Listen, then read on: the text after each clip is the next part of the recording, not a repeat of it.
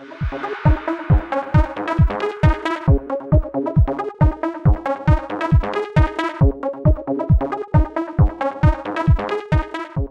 I'm starting out by priming my lids with the Milani eyeshadow primer and the Too Faced Shadow Insurance. And yep, I'm having a glass of wine. I'm going straight in with the Too Faced Chocolate Bonbons palette, and I'm picking up the Almond Truffle shade with a Real Techniques base shadow brush and putting that directly in my crease. For my lid shade, I'm taking Cafe au Lait with a MAC 239 brush and putting it all over the lid. It's a gorgeous shade, but it does require packing a few layers on. To deepen up the outer corner, I am taking Bordeaux with a MAC 217 and I'm placing it on the outer corner and blending it into the lid shade as well as the upper crease shade. You'll notice I use a lot of patting motions instead of sweeping, and that's just something that's always worked for me. I went back in with Cafe au Lait and my MAC 239 just because I felt I lost some of the definition and just reblended that into Bordeaux. To highlight my brow, I'm using the matte cream shade Divinity with a MAC 275 brush. For my foundation today, I'm using the Revlon Colorstay in 200 Nude and blending that onto my face using a Real Techniques Miracle Complexion sponge. I've really fallen back in love with the Revlon Colorstay lately, so I've been using it a lot.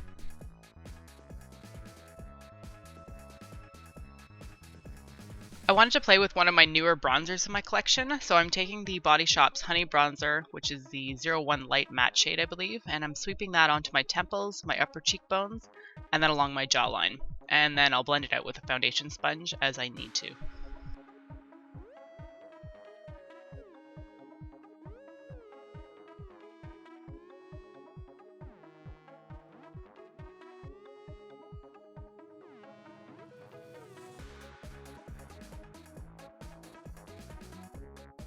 For blush, I'm using a new favorite, my Laura Geller Sorbet blush in Guava.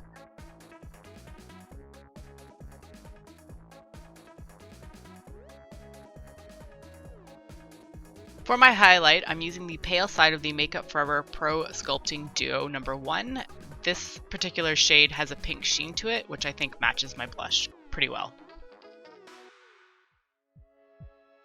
Alright, back to the eyes now, and I'm lining them with my Joe Fresh Precision Liquid Liner. This was my first time using this particular liner, and it was okay, but I wasn't totally in love with it. The sharp, long point of the tip, though, makes it very easy to get a precise line.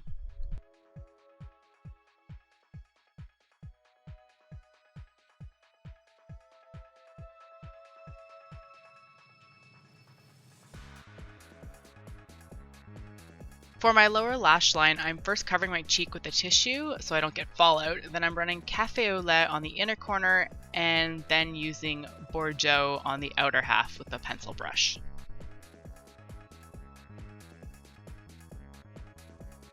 And I'm of course going in with my favorite mascara, the Makeup Forever Smoky Stretch, and I'm applying that to both top and bottom lashes.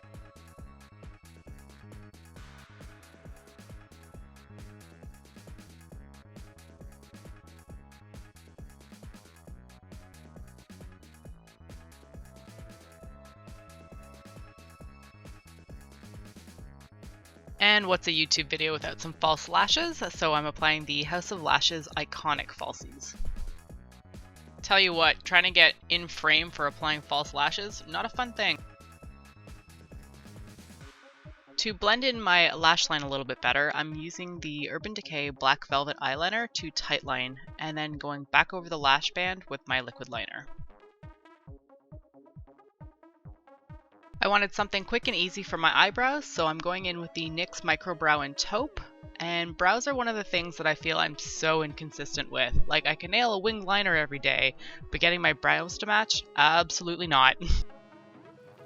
One of the reasons I enjoy the Micro-Brow so much, though, is that it's way more forgiving than a pomade, so if I make a mistake, it's easier to clean up.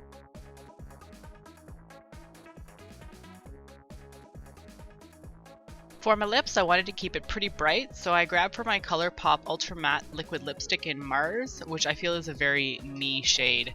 It's a deep pink red, and I just love shades like this.